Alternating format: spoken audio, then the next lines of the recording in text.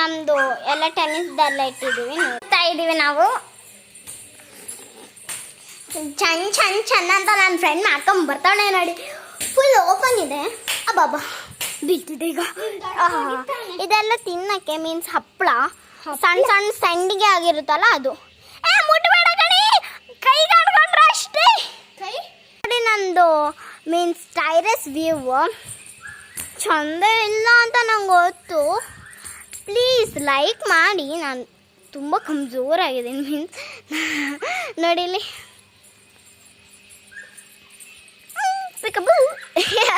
ನೋಡಿ ನಾನು ಹಿಂಗೆ ಮಾತ್ರ ತರಲೆ ನಾನು ಅಬ್ಬೇ ನೋಡಿ. ಇದು ನಮ್ಮ ಮನೆ ಕ್ಲೌಡ್ಸು.